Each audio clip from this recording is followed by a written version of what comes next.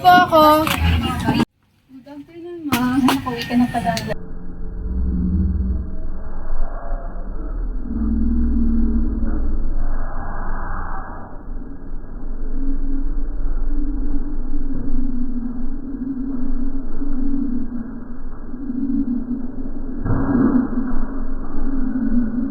Kain ka na sa loob, ma. Opo. May pagkain din.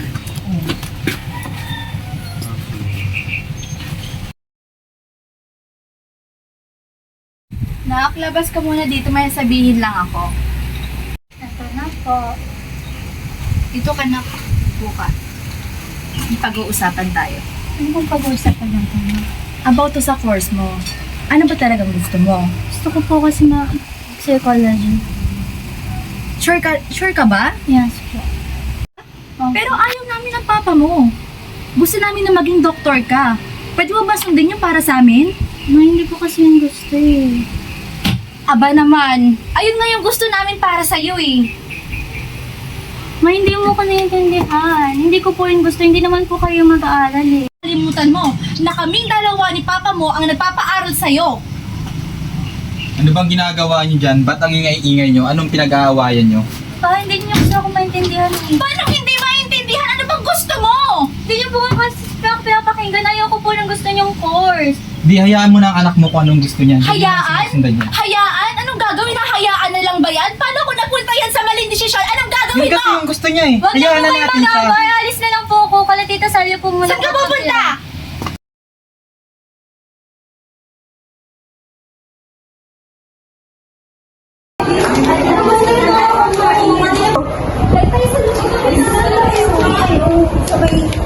Babae sa may coffee shop. Sige.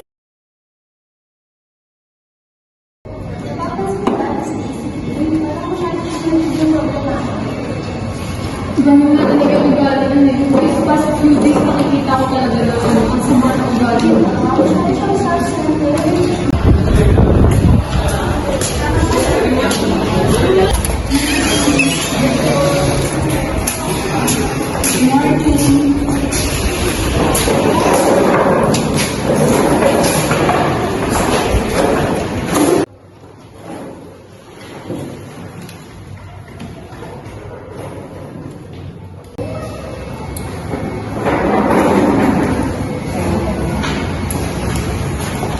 Nanayitaan mo na, no? May design mo na ah. Wala ko. May problem ba kayo? Nakailangan natin makaka-answer. Hindi ko din alam eh. Kasi pagpasok ko, nabigyan ko na bigla yung sabi nila sa akin eh. Hindi ba dapat ko sa akin sila? Para malaman natin kung ano yung problem. Hindi ko alam sa paano kasi sinunod. Hindi ko alam sa bakit yung mas problema talaga sila sa akin. Ano magagawa ko ngayon? Uy, ano bang gagawin natin doon sa lesson plan? Ano yung sinabi ni Mama? Ha? May sinabi na siya dun. Sige, magtanong na lang tayo sa mga klase na. Guys, andito po sa atin yung sinang pausapan. Sige, ano naman? Everything.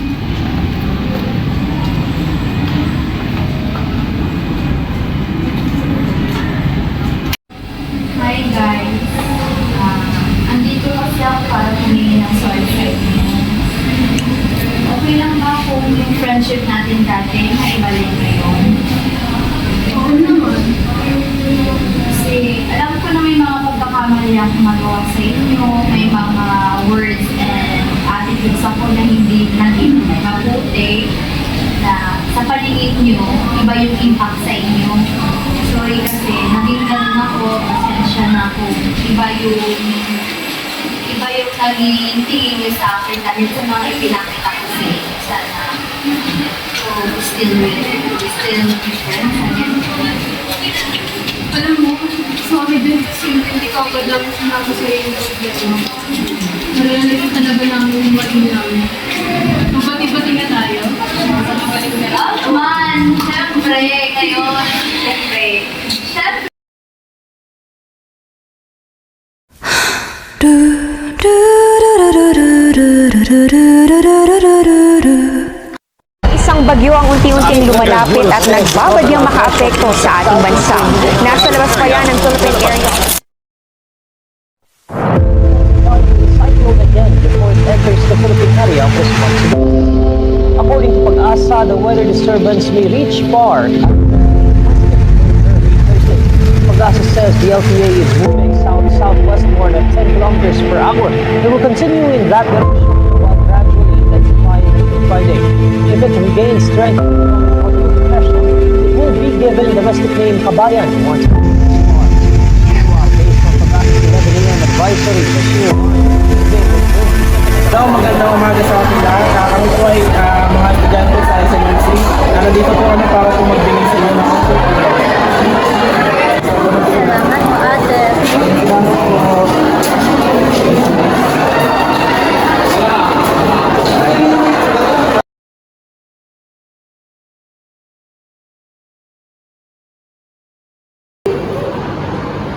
Good morning, dear parents and students. Ngayon, ito ang araw na pinakahihintay ng lahat kung saan nakinapin po ang isang recognition day.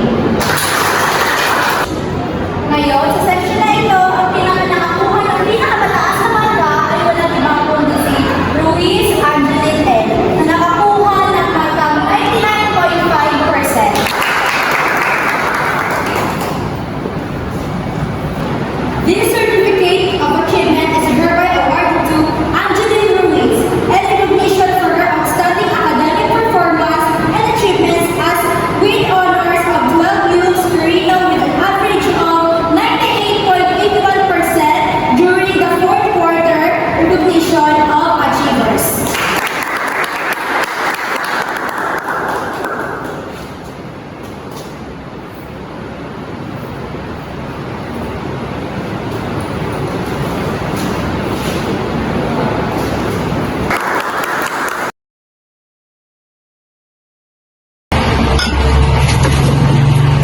Oh, anak. Ang naman po. Kahit sa nakuha mong achievement sa school, may reward ka. Matotoo ba to? Hindi ba ito lang? Oo naman, buksan mo. Oo, yun. Nagustuhan mo ba? Opo, magagamit ka po sa pag-aaral. Uy! Tingnan mo. Nakakita ba ito ba? Anong sa'yo? Ay, di ba sa akin yan? Bakit? Gusto mo ng rewards pag bumulakbol mo? Ay, ganun ba ma? Porket ba lagi may achievement yung anak nyo? Sila ba lagi bibigay nyo? Eh kung ikaw umayos ka rin sa eskwela ko, baka meron ka din. Pasensya na talaga ma kasi di, ganito na kasi yung anak nyo eh. Talaga, wala na. Salamat lang. Huwag kang bastos, halika dito.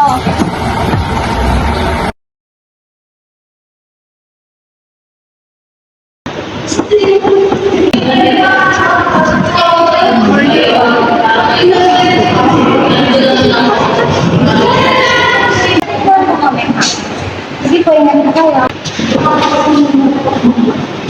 Okay, dito sa fraction, may mga numbers dito na mamaya sasagutan mo.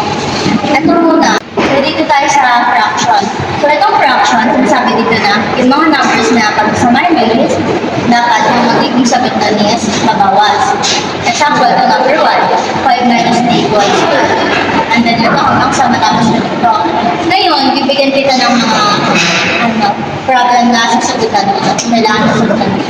Hindi ko masyado mag-explain fraction. Mamaya pa yun. Tayo na. Makapapaya ka na. Sagutan na yan ha. Sagutan namin. Yan. Tama po ba? Kaya mag-question natin yan. Continue mo lang. Tapos mo yan. Tapos mo yan lahat ha. Okay na yan? Sige, okay na yan. Antayin na lang natin yung mga parang kawitan.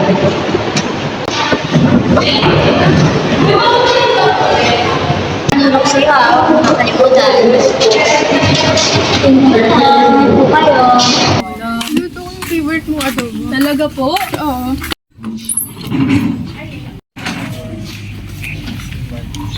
Matignan mo po, oh, may star ako. Wow, ang dami mo namang star.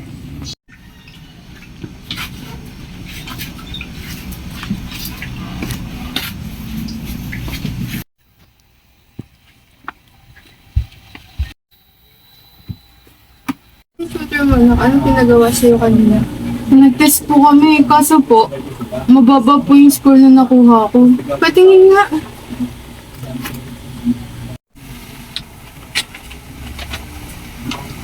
Okay lang yun, bumawi ka na lang. Kakausapin ko lang yung tutor mo. Okay po.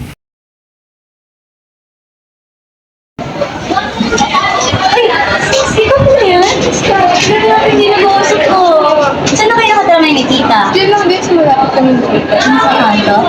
Kabilang street? Kaya tayo next week? Catch up? Parang kumalabag-labag ka na ngayon ah. Hindi naman. Nakikita ko yung mga may day mo sa Facebook eh. Palagi kayo may alis eh.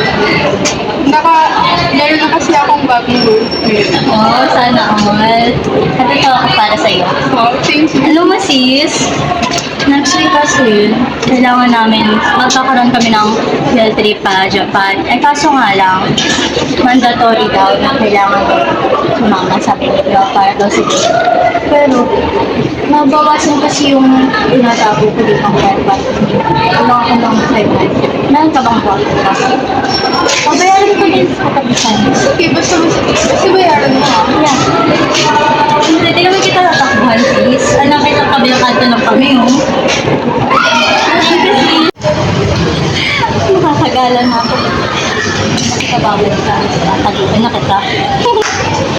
Hello? Sisingin mo lang sana yung income mo. Ayaw mo daw. Masyad kasi ako ngayon eh. Nagpa-family emergency restaurant. Kailangan ko na kasi ngayon.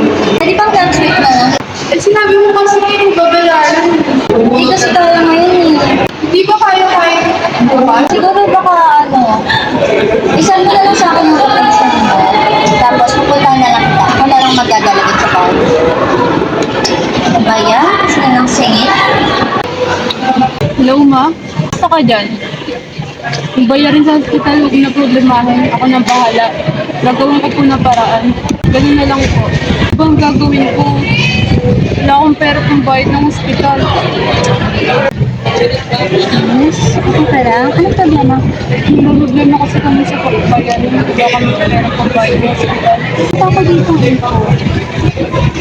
Narinig ko dapat na parang dito lang. Ano ka ba? Malaking tulong to. Salamat. Babalik ko dito agad. Sis, ito lang. Kamusta yung mama mo? Okay na siya. Ano, sandali lang may pupuntahan ka sa amin. Mamadali ako. Ba yan? Nakakain. Ang bilis-bilis pag nangungulo. Pag mas sinila, tapos takita. Ano pa? Parang nangyari na sa dati ah. Ginawa ko ba ito? Kaya mo ka na ba ito? Mga nagawa ko lang. Sis, andyan ka ba? Ano ka lang? Mabuti naman nagpakita ka ba? Sorry sis. Usap tayo sis. Hello, kasi dati okay lang kahit kunin ko na lang. Pero dahil sa isang senaryo, na-realize ko yung mistake ko. Sorry talaga ako, hindi ko na siya kaulitan. Plan ko na ngayon ibalik yung umutang ko. Sorry ulit. Huwag mo na uulitin ha. Sorry ulit.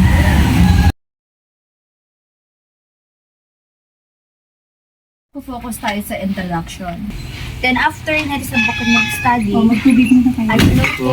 Thank you po. Thank you po. Sige, tubig mo na kayo. Nauuhaw na talaga ako. Kailangan ko na mag-rest. Then, anong gagawin mo? Then, pagkatapos na itong background study, mag-focus na rin tayo sa SOP. Kahit dalawang tao lang dito sa background, tapos sa SOP, kahit na if ever na matapos na itong introduction, kukuha na lang ng isang tao, din tutulong sa SOP. Tapos, mamaya naman, pag tapos natin kumain ng lunch, tsaka na tayo papatuloy sa SOP. So, yun lang. Ah. Patulong sana ako dito sa binigay mong part ko kasi hindi ko masyadong nagets eh. Pwede mo patulong. Sige. Kasi pagkatapos natin mag-focus sa background of study, diba syempre dalawang, 2 person lang ang kailangan dyan. So, mag-focus na rin tayo sa SOP.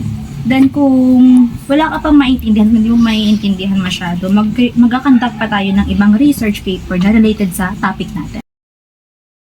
Susustento tayo. Bastos ka? Tapos ka namin pag-aralin. Salamat po!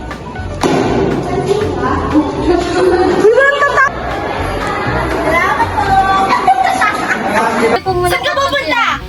Sorry, ma.